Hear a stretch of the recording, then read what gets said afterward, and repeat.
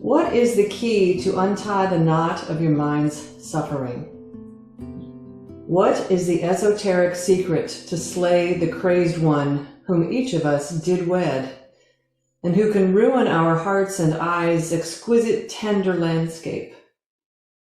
Hafiz has found 2 emerald words that restored me, that I now cling to as I would sacred tresses of my beloved's hair.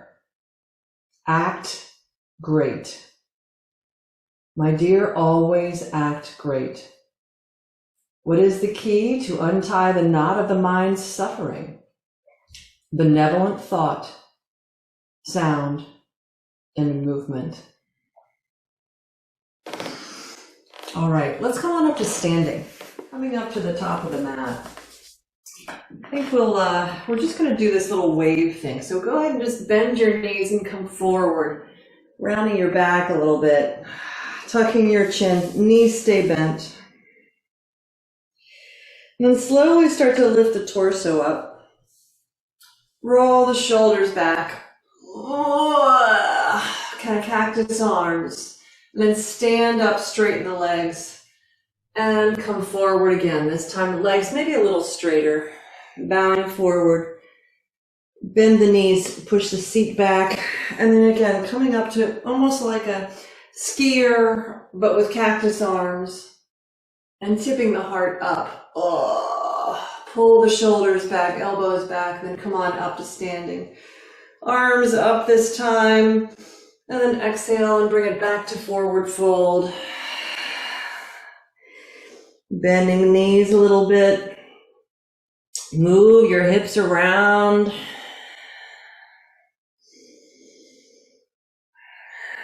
And then push back through your seat and your inner thighs and come back up to this skier with cactus arms, lifting up through the heart. So getting a bit of a back bend.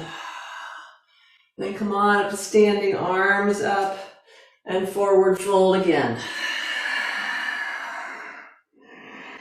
And just move your head a little bit from side to side. Feel free again to play with the legs. Move the hips around if you need to. Whatever would feel really good to your body.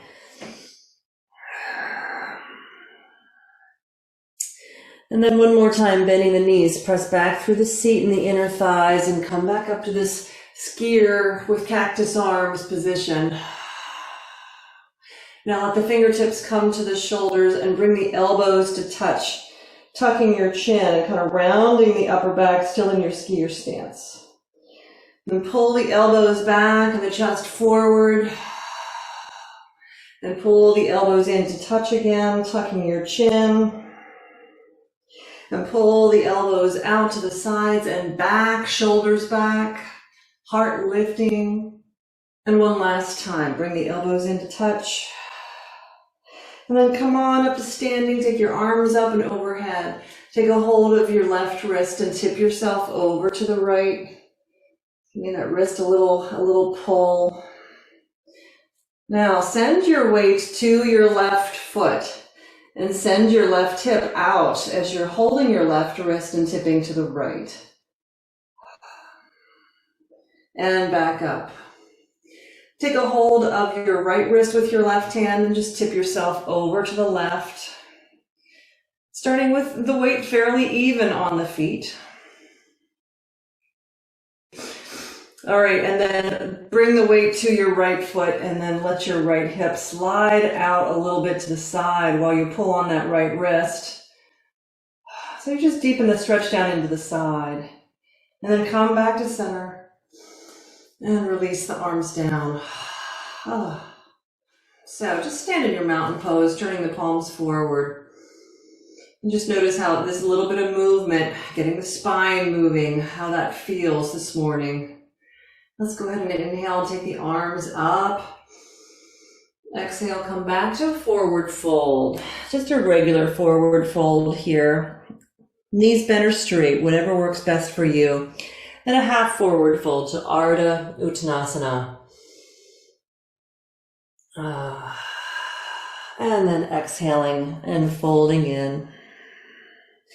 Bend your knees. Let's step back with the right foot into your first high lunge this morning. Feeling that in the legs. And then we're going to spring forward and we're going to just balance standing on the left foot. So spring it forward, whoop, lift that leg up, lift up that right leg. You can bend the knee, you can circle a leg around a little bit. I mean, there's only so much balancing. You've got your hands hopefully on something. And then set the foot down. Then bend your knees and we'll step the left foot back into a high lunge on this side. Legs and hip flexors, feeling into this early movement of the day. All right, and then we'll spring forward to stand on the right foot, lifting the left leg. Just lift it up, bend the knee. Maybe you open that leg around a little bit. If you want to straighten the leg, straighten the leg. And then set your foot down. Bend your knees. Bring your hands into a clasp behind you and lift your shoulder heads and roll them back. Maybe the hands lift up a little bit as you're in the skier stance with your shoulder stretch here. And then let your chest come down closer to your thighs, lifting your arms up a bit. Letting your head go. It's a little bit early to try to straighten the legs here, so we're just going to release the hands back down to the floor and step to your first downward facing dog. Adho Mukha Svanasana, first one of the morning. You're free to root down through your heels as you stretch your calves, maybe your hamstrings a little bit. Now, there's always in downward dog work, we're doing two things. We're trying to keep the shoulder heads lifted while melting the heart back. That's what's happening in the upper body. And the lower body has its own things to think about. So keeping those two opposing actions working together. And then go ahead and set your knees down on the floor. Okay, so taking the weight to your left hand, inhale and take your right arm up looking to the right. We're going to thread the needle with the right arm, so take it, slide it underneath, and just come down, and then come right back up. Take that right arm up, and exhale and slide the right arm back underneath. We're going to do this one more time. Pull the right arm out, turn to look to the right, take the right arm up, and slide the right arm under the left. And this time just hang out there for a moment. Maybe the left arm comes back behind you and you roll the shoulder head back. Don't worry so much about trying to turn your head to look any particular direction. You don't want to put any strain on your neck. And release. Come on back up to table. Other side. So taking the weight to the right hand. Inhale, take your left arm up. And exhale, thread the needle. And then come right back up. Inhaling, taking the left arm up. Exhaling, sliding it under to thread the needle. Inhale, last time, taking the left arm up. And exhale, slide the left arm under the right. Come down, resting your head on your left side of the head and shoulder. And then maybe that right arm comes back behind you. Rolling the right shoulder head back. Breathing with your twist here.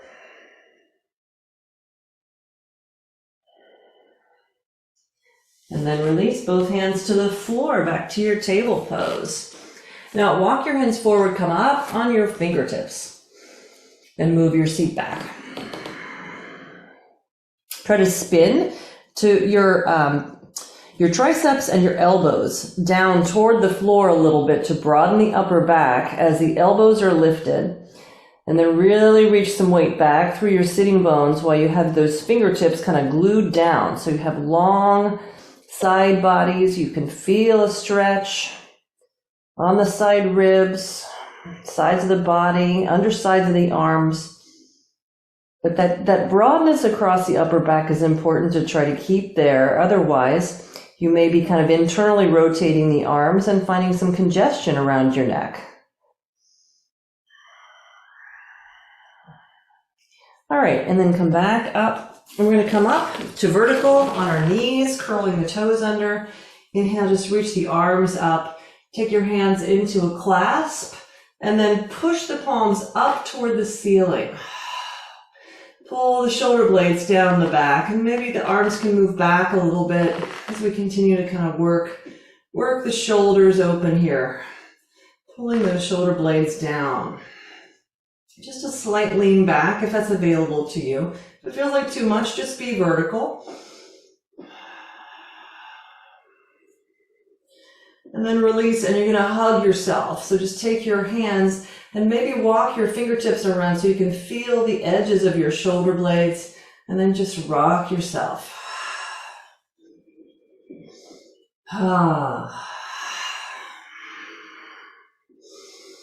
Bring some breath into it.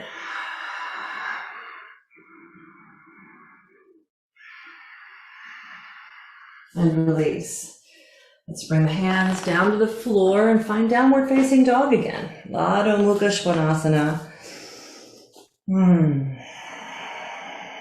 All right, let's lift the right leg.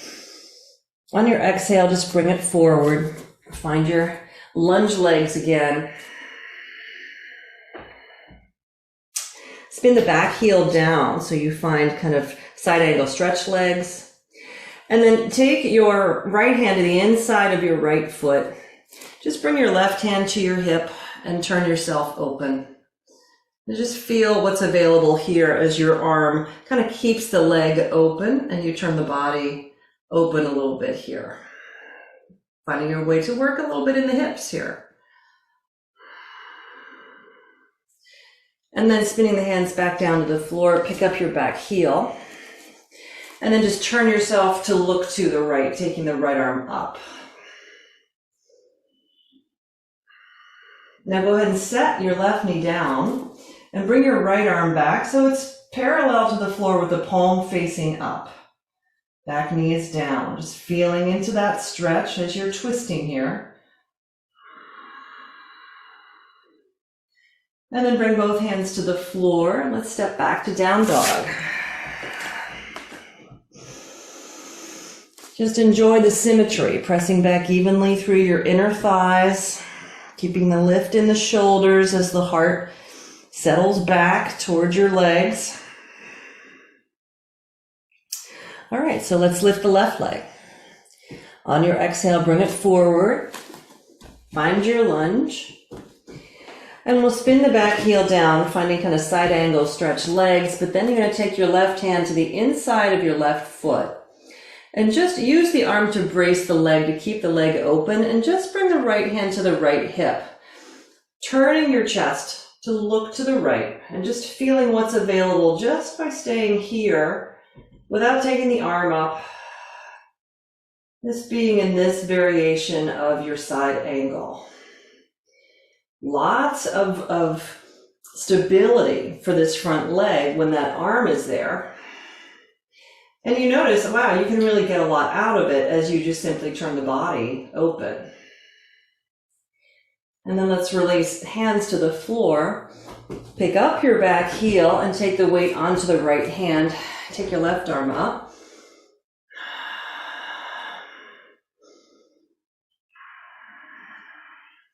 And then set the right knee down and bring the left arm back parallel to the floor with the palm turned up.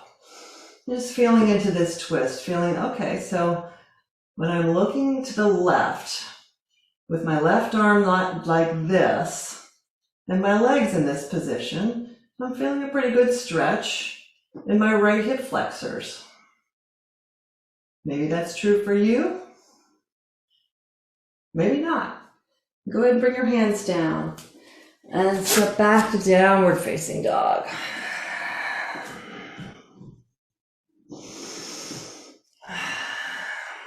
Let's shift forward into plank pose. So find your plank, kind of pushing the hands forward a little bit, pushing the feet back, and just feeling the strength in your arms as you support your body weight. You know, this is good work for us to do, as long as your shoulders are amenable to it, right? Push the floor away. You can even feel a little bit of a rounding in the upper back. Hug your midline and get your abdomen to engage. All right, so a big part of doing a plank pose has to do with engaging your abdomen and strengthening your core. All right, let's lower down to the floor. Oh, that's nice, isn't it? Let's come to Sphinx pose. So pointing the toes, settle down into your chest, a little gentle pull back in your elbows, forearms, hands, and shoulders. Breathing.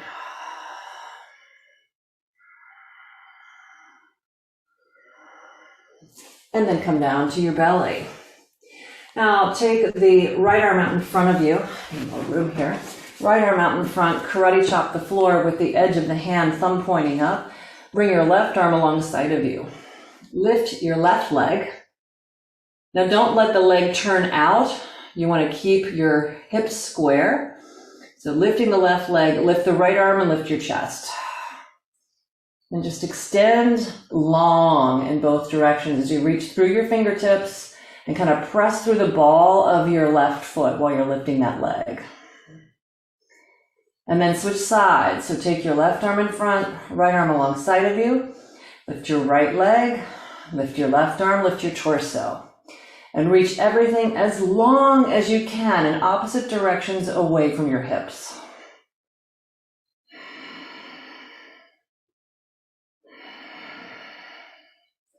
And then come down and rest.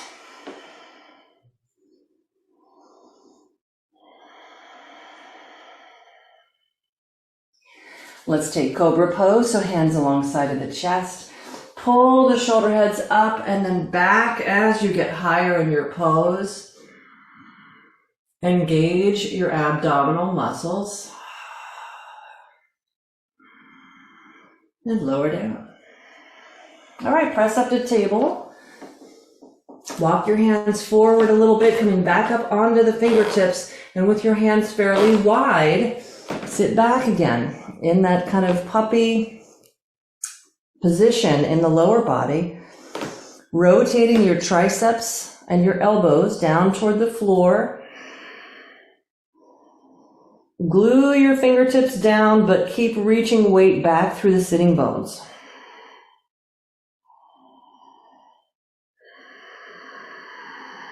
Ujjayi breath.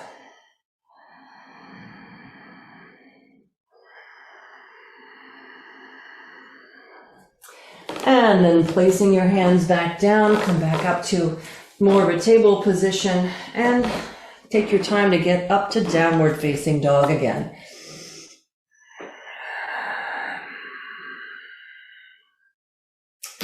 So bend your knees, walk your hands back about a foot. Not too much, just a foot or so. And then press your hands forward as your seat moves back, still with your bent knees. So you're trying to find as close to your downward dog in the upper body as possible, but your lower body is a little different. Now from here, press back through your inner thighs and try to pick up your toes. Maybe you can start to work your heels down toward the floor a little bit, work your calves a little bit more, clearly your hamstrings. But try to do all of that without letting your upper body change. So if as soon as you started to straighten the legs, you started to feel your upper body come forward like this, then you just want to keep your legs bent. We're trying to keep the upper body completely steadfast in that down dog position. Lift up the toes and press back through your inner thighs and down with your heels.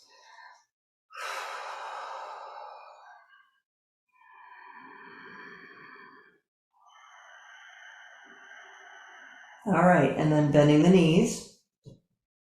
Go ahead and set your knees down again.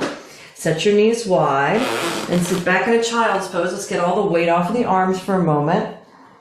Wrapping the arms around the sides of your body. You just feel your body at this particular moment in your practice. You know, getting that advice from Hafiz in the poem, act great. Do you find that it's easier to act great or to kind of be at your best after your yoga practice? I don't know about you, but it sure does seem like there's more potential to act great after I've done my yoga practice. All right, and let's come on up. Bring your body upright and just let your head get above your heart for a moment, because it's sort of a mini inversion to be in that position, especially if your head's on the floor. Okay, let's come back to downward facing dog now. And let's lift the right leg. Go ahead and bend the knee and open up through the hip. Maybe that right leg can straighten. Spread the toes. Pull the pinky toe up toward the ceiling, but try to keep your shoulders square to the floor. And then on your exhale, bring that right foot forward. Find your lunge. Come up to crescent lunge. And then take a hold of your left wrist with your right hand and give yourself a little pull, tipping yourself, your torso, to the right with your left leg back. And feeling that. Getting into those hip flexors, and then maybe there's even a possibility for leaning back a little bit. It's going to be very challenging for balance too, so you might have to be more upright. And then go ahead and release, hands to the floor. Step to plank this time, and then come down onto your forearms. Coming to a dolphin plank pose. So pushing down and forward with your forearms, pushing back through your heels, pulling your low belly in and up. And we're just going to breathe here. And we're going to act great.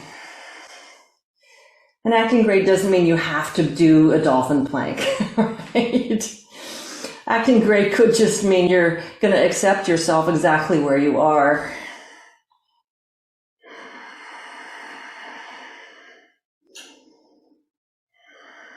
All right, and then set the knees down and make it into a Sphinx pose.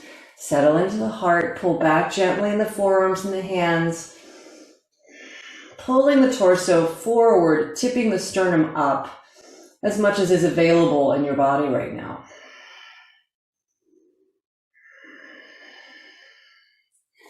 And then release and go ahead and come on down. We're going to come back to a Shalabhasana, bringing the hands alongside of the body with the thumbs pointing down. Then pull your shoulder heads up, lift up through your chest. Can you pick your feet up?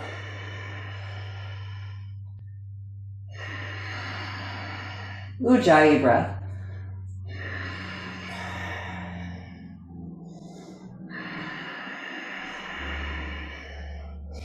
And release, come down, rest your chin on your hands. And breathe.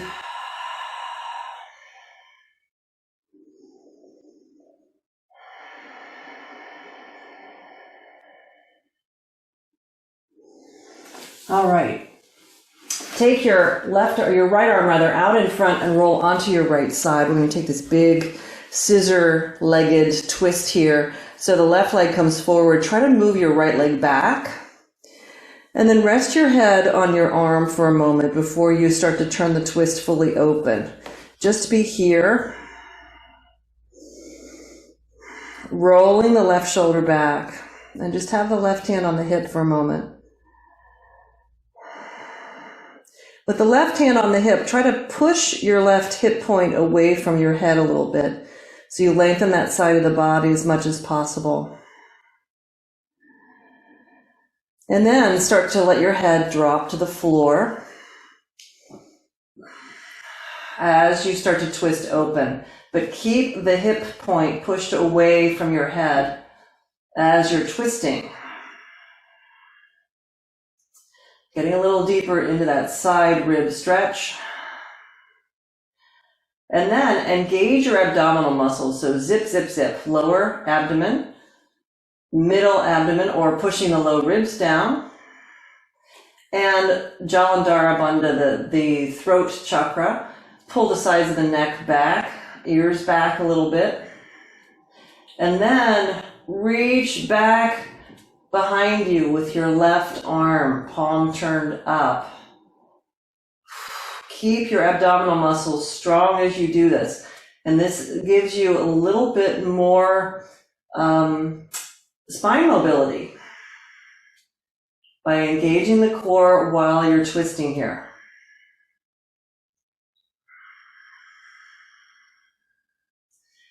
Now, with the leg scissored, can you bend your right leg and reach for your right foot with your left hand, bringing yourself into a thigh stretch in your twist? Be mindful of the positioning of your left shoulder and your right leg, right? So you don't want to do anything that feels like it's compromising your shoulder or your knee. Let's see where it takes you here. And then release. And roll back onto your belly. Coming into a nice symmetrical position, just pick your feet up. And here, flex your feet, push your knees down so that your bottom lifts up a little bit. You get some space under your hip creases, and then pull your tailbone down as you pull your low belly up. Again, you've got a little abdominal work going on here.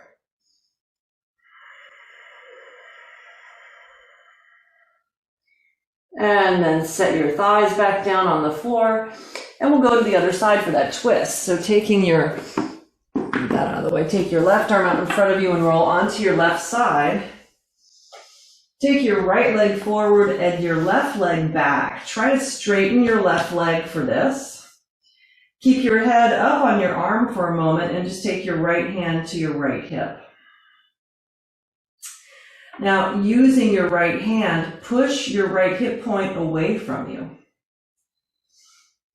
Because typically you can feel, if you don't do that, you're not even aware of how much that hip may be coming up, right? So you push it away, and then keep all of that sense of length on the right side as you start to roll open and let your head come to the floor.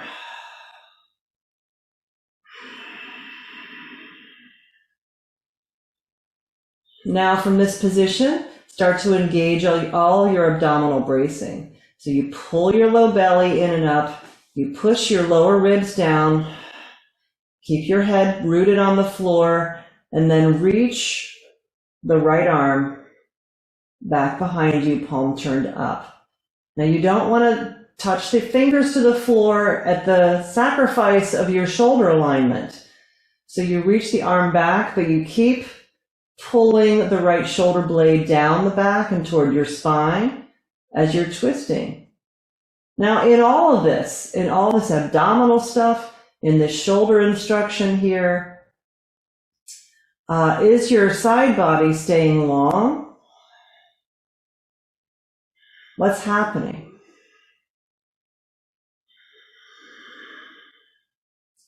Now, can you bend your left leg and reach for your left foot with your right hand?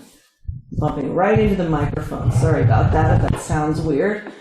And then bring the heel up a little closer to you if your legs will have it.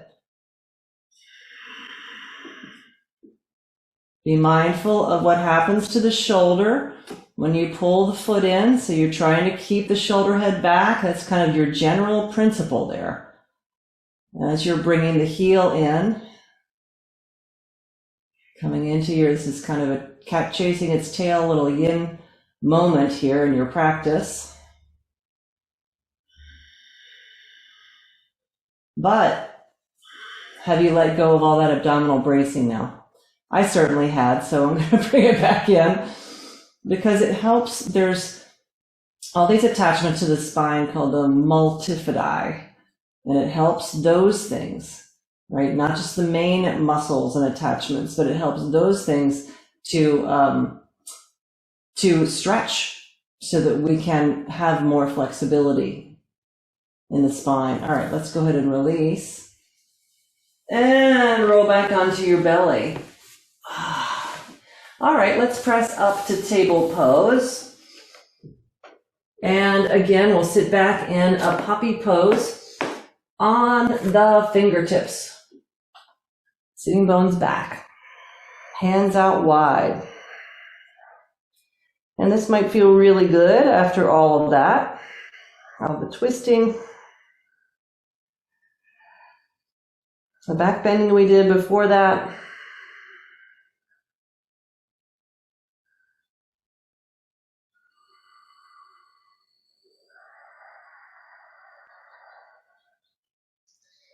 And then press up to table.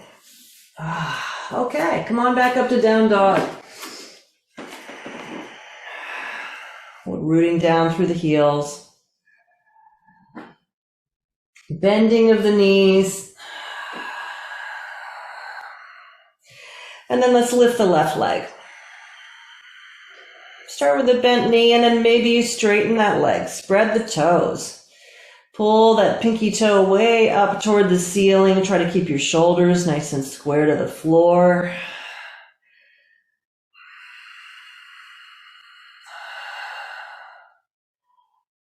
All right, and let's bring the left foot forward. Find your lunge legs. Come right up to crescent lunge. Arms up. Now take a hold of your right wrist with your left hand and tip yourself over to the left.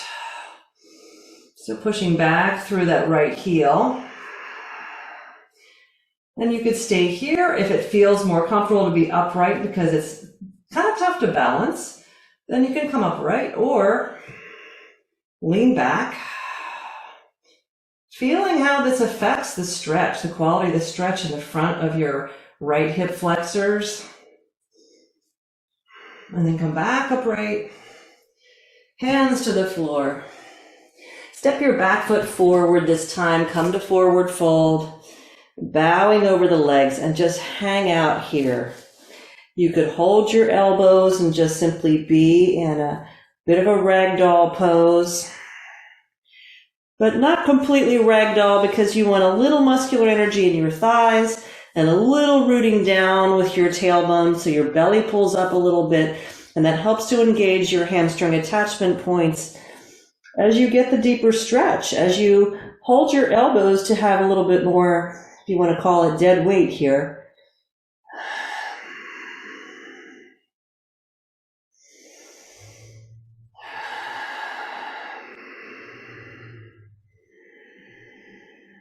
Engaging.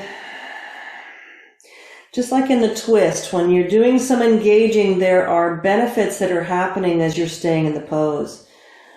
So rather than, it's a different principle than the yin. That's not that you get a whole different set of benefits from doing a full-on yin pose without trying to hold any muscular energy. It's just it's a different philosophy with its own benefits, that it's not wrong. All right, now bending your knees. Just slide your hands up your shins to your knees for a moment.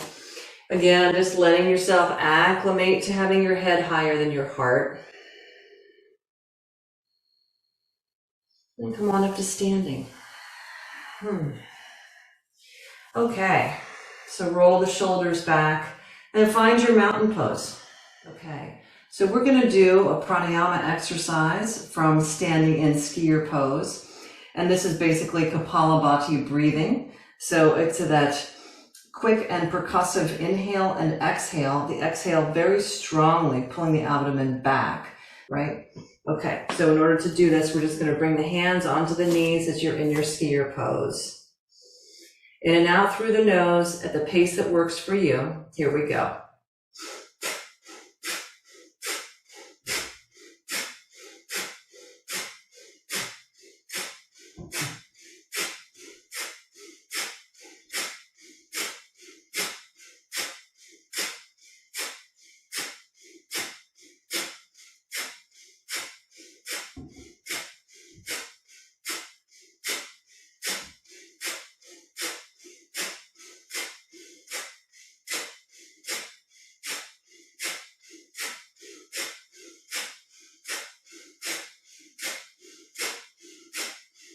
All right, and then just pause the breath. Just let yourself be in your skier for a moment. Weight in your hands, so you're not trying to just hold yourself up with your legs.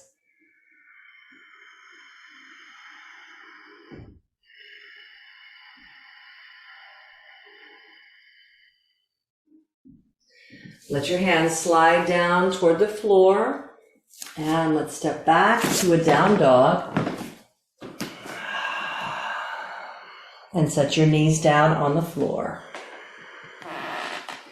Now angle your right foot out to the right, and then just take your left leg and bring it out. So you spin the foot down. So you can come onto your right knee, take some weight onto the right hand, and then take your left arm up alongside of the ear. Make sure that your right hand is turned open so that you're properly supporting your weight there. Really get a deeper stretch down into your left side body here.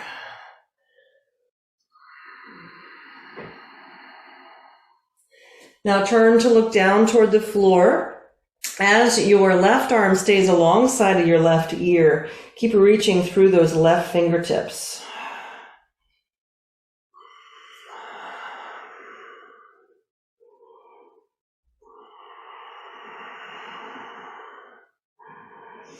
And then bring the hands down to the floor.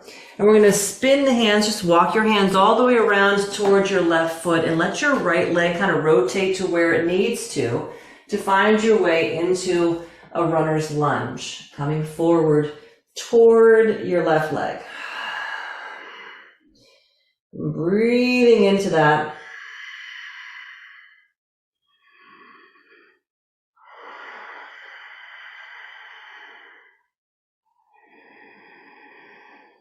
And then lifting up, take your weight onto your right hand and twist yourself to look to the left, taking your left arm up.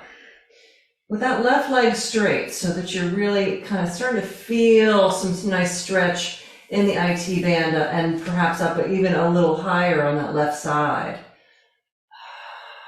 Now we'll bring the left arm back behind. See if there's a little bit more twist available. But you're trying to push down in your outer left hip as your body's turning to look up. So there's a sense of trying to, again, keep a sense of a long side body as you're twisting here with the left arm behind you, working your left shoulder principles, shoulder head back, shoulder blade in, and then release. And bring your hands back to the floor. And then walk your hands over to the right, and as you do, let your right foot just naturally kind of pivot over to the left, and then place your hands to come up to downward facing dog again.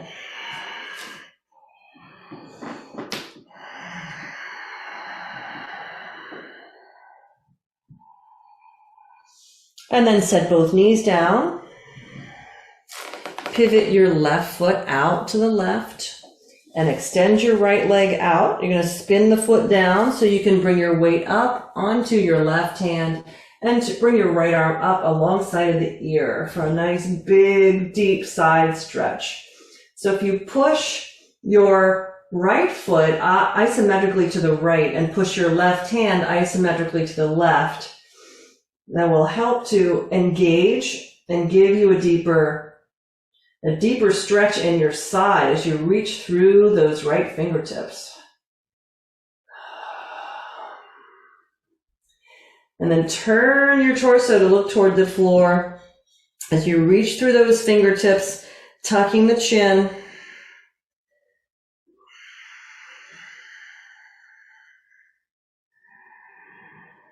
And then bringing the hands to the floor, you're going to walk your hands again over toward your right leg, but your left leg is going to rotate as needed as you find yourself coming into a runner's lunge over your right leg. So bowing forward, breathing into it.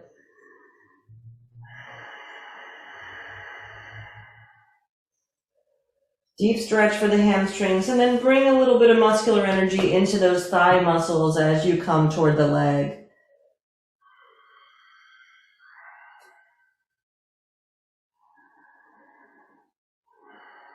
And then lifting halfway up. You're going to take the weight onto your left hand and twist to look to the right as you take the right arm up. Feeling into this part of the body, outer IT band up into the TFL, into the hips, and maybe that's not where you're feeling it, and that's perfectly okay. We're going to roll the shoulders back, and then maybe that right arm comes back behind you. See if you can work your twist a little more deeply here. So the torso is in charge and not the arm.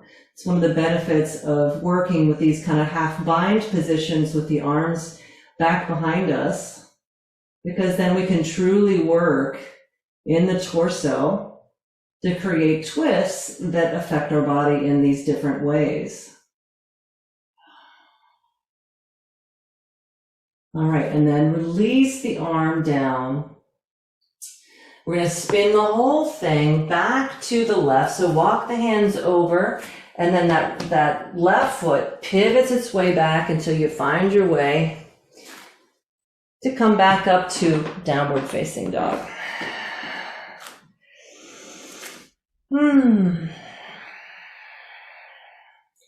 All right, let's set the knees down on the floor.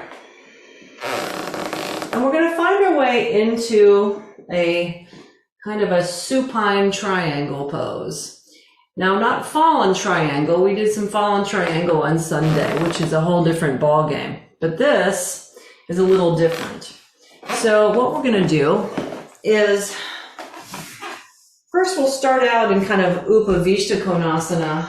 And then if you would, grab a block. I'm not sure how much the block is going to actually help. It does help a little bit, but I'm not sure that the back leg's actually going to be able to stay on it. So we'll see what happens. Now, what we're going to do from Upavishta is take the block and put it underneath your left ankle. And then turn to the right. As you turn to the right, you're going to use your hands to pick up your body, your hips, and then rotate even more hips to the right and set your right hip back down on the floor. Now from here, you're going to come forward towards your right leg and take a hold of your right ankle, your right shin, or your right foot. So this will be like the front hand that's on the floor in your triangle pose. So hold where you want to. We've done a fair amount of work to kind of open the body, so you might go for it and try to hold the edge of the foot. And then you're going to lay down on your right shoulder, holding the foot. Now I realize this is a hamstring stretch. Well, isn't triangle pose a hamstring stretch? Of course it is.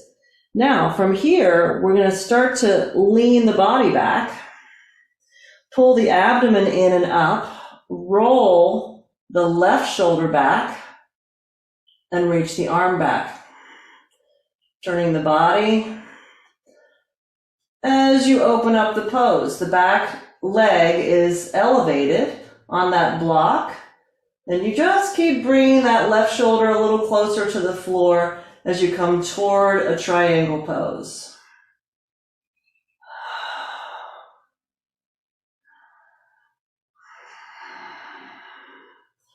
So see if you can just kind of balance the head so that your neck is fairly in line with your spine, even while it's twisted a fair amount. You're not bringing your left shoulder to the floor. Probably that would be a very challenging thing to do, and it would probably it would open your hips completely. We're still trying to keep our hips somewhat square as we open up, like we do in a standing pose as well. And notice the quality of the stretch you get down into your left side and your lower left back when you do this in a supine way. All right, and then roll forward again, all the way back on the right shoulder, and then slowly press yourself up. Coming back to your Upavishta for a moment. And this will be our symmetrical pose in between sides. It could be that this would be just like Prasarita, right? You'd have your feet parallel and you'd come forward. So you can come forward, just having that block out to the side. And as you come forward, there's your inner thigh stretch. Maybe you walk your hands forward and see how it is here. Toes are pointing up toward the ceiling. Try to ground the sitting bones. You can come forward as little or as much as it feels appropriate for your body. You don't want to come so far forward that you feel that your lower back is rounding, or that you feel like, wow, that's a little too much stretch for me. So be gentle with yourself. Find the position that feels most comfortable for your upavishta or your seated prasarita.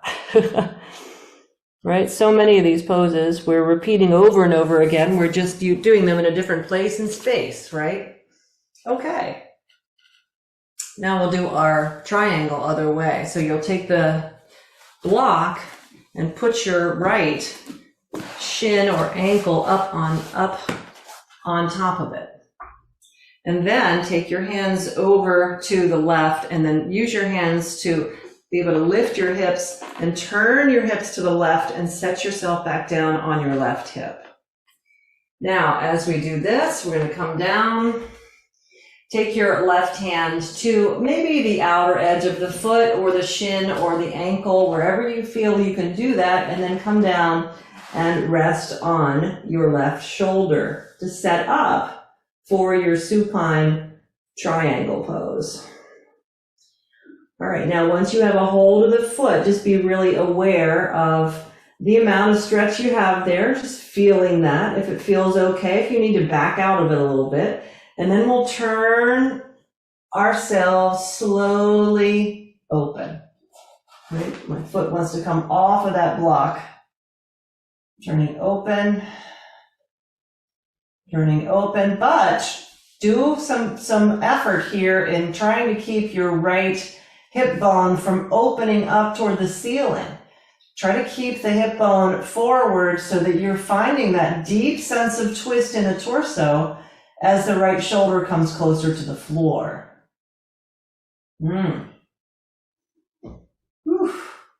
Lengthening from the crown of your head to your tail.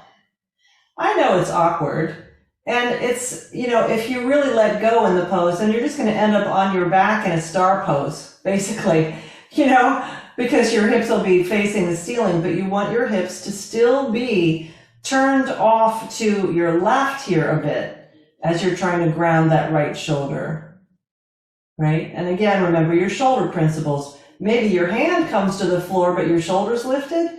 We'll try to reverse that. Lift the hand and see if you can bring the shoulder closer to the floor. And that will probably increase your side stretch. So just being in there and that variation. All right, and then roll forward again as we start to find our way out of this supine triangle. Press yourself up and take the block out from underneath your right ankle or shin and find just your seated upright upavista for a moment. Push down into your heels and pull the heels back towards your sitting bones so you get a really nice sense of pulling the low back in and up here.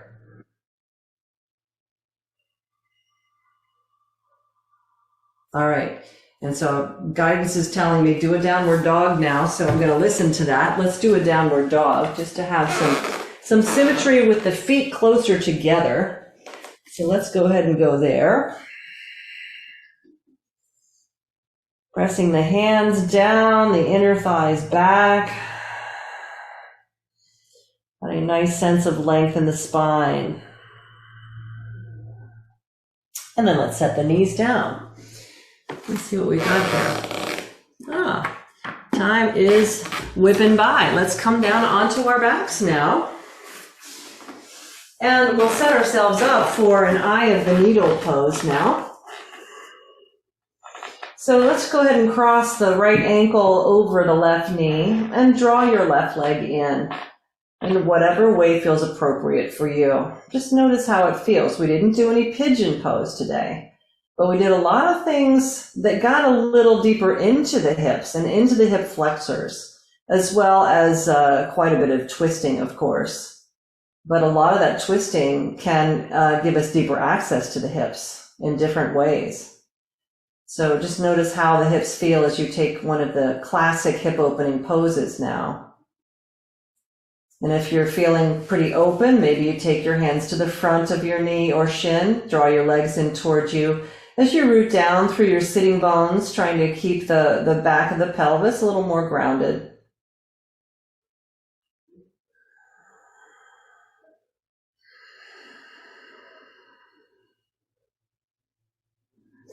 And you're breathing as you're drawing those legs in.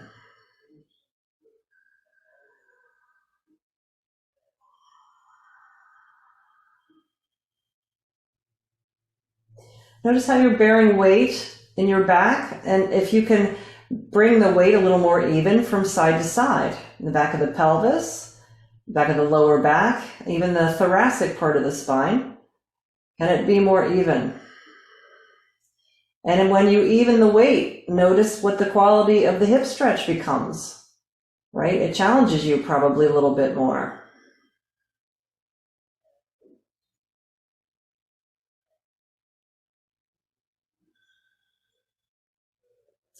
All right, now we're going to change this into a half happy baby and half Baddha Konasana. So take your right hand, reach for the outer edge of your right foot and take your right leg so that your shin is up.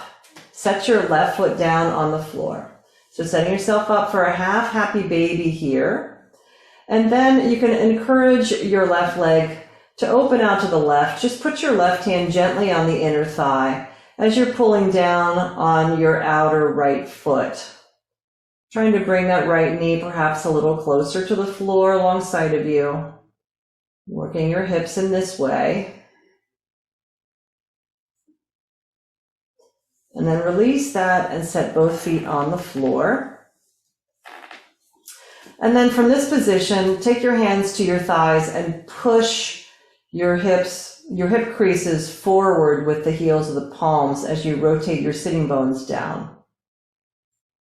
So we're getting ourselves just a little bit of a counter pose here. After this, it's forward folding you're doing on your back here with this hip work, this eye of the needle, and with your happy baby pose. All right, and then we'll release that and we'll go to the second side. So left ankle over the right knee. Let's come to eye of the needle here, whichever way you want to hold the leg to start. Maybe you want to ease into it as we stay here. Find your way to hold the leg at the front of the shin or knee to bring yourself a little bit deeper into the pose as your hip will allow it. But again, right as you initially come into the pose, notice how you're bearing weight. Feel the back of your pelvis on the floor. See if there's anything you can adjust there. Then are you still lifted kind of under your mid back? Can you push a little more weight down on the left side or whichever side happens to be lifted for you? And then bring the legs in a little closer. See if you can keep that sense of balance in the back as far as where your weight is while you draw the legs in a little closer to you and start to work more deeply in that hip. Keeping the feet active the whole time. You know, I don't always say to do that when I'm talking you through the instruction of any of our hip opening poses, whether it's pigeon or fire log or Gomukhasana, any of them. Sometimes I'll talk about the feet, sometimes I don't, but hopefully at this point you all are your bodies are so finely tuned that they're like, this pose, great, I'm spreading my toes now. So it does help engage the muscles that attach to the knee to keep your knee in a stabilized position. And that's what you want to do in hip opening. All right, now let's find our way to this half happy baby, half Baddha Konasana thing. So left hand comes to the outer edge of the left foot. Take the shin upright. Set your right foot down. Use your right hand to just gently let the right leg drop to the right a little bit as you pull down on your outer left foot. And just breathe. Relax your facial muscles and your jaw and your teeth. Just noticing how this feels.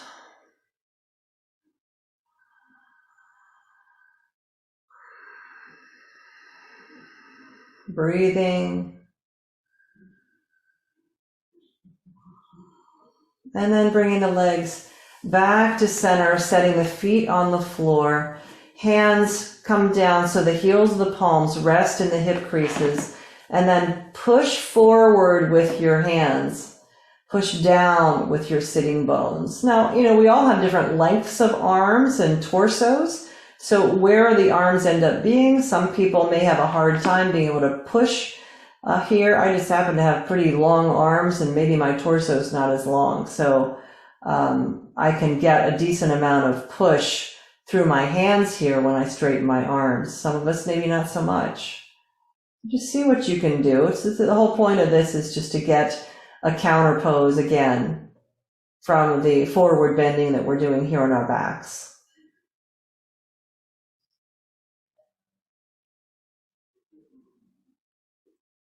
All right, and then release.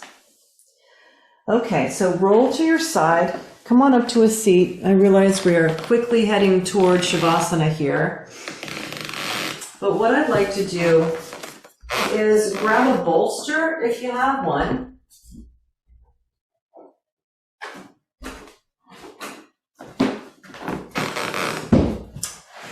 And I'm going to give you two options for this last pose. I really feel like I want a little bit more thigh stretching, back bending. And so I'm going to end my practice doing that. It wouldn't be the great way to ultimately end your practice, because if you do that, then you want to stretch your legs out and then take a Shavasana. We don't have time to do both. So you're going to choose. Either you're going to lay on the bolster and just be in a heart opening position with your legs out, like so. And if you need something under your head, you can go there. Or if you are pretty comfortable in supta virasana, which is coming up onto your knees with your feet as wide as that bolster, and then with your thighs at parallel, dropping your seat, pulling your tailbone underneath you, and then releasing back onto the bolster. Then perhaps you want to go here for a little bit. So choose which one feels like the better place for you, and commit to yourself to take a little time after this to find your way into a Shavasana to stretch your legs out. Your body probably won't let you get away with not doing that anyway. So just choose whatever feels better to you right now. This just feels like it offers a little bit back bending, a little bit thigh stretching, the whole ball of wax. So choosing whichever one. And I'm going to even take my arms up and over my head just to increase the back bending aspect of this. But again, if it's not your calling for knee reasons or anything otherwise, legs straight out. And just let yourself be here.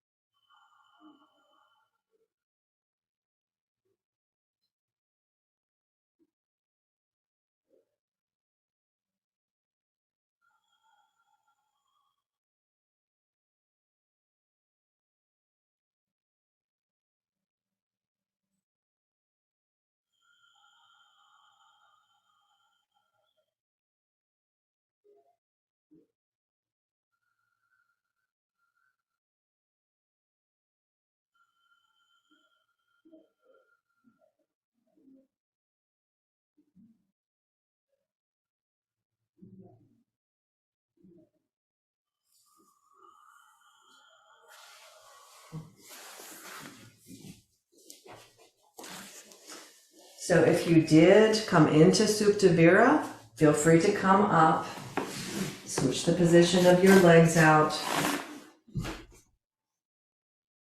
and we'll give ourselves another minute or two with the legs stretched out.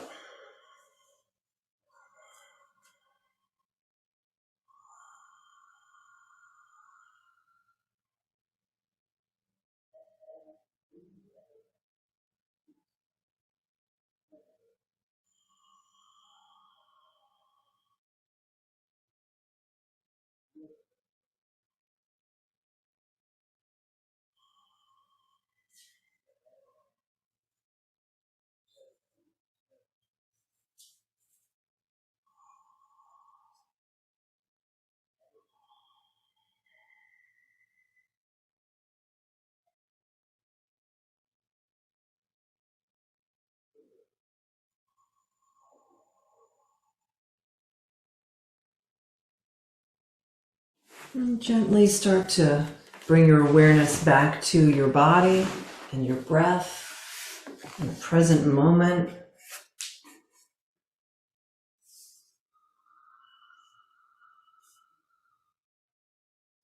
And then take your time to gently roll to your side and find your way back to your seat.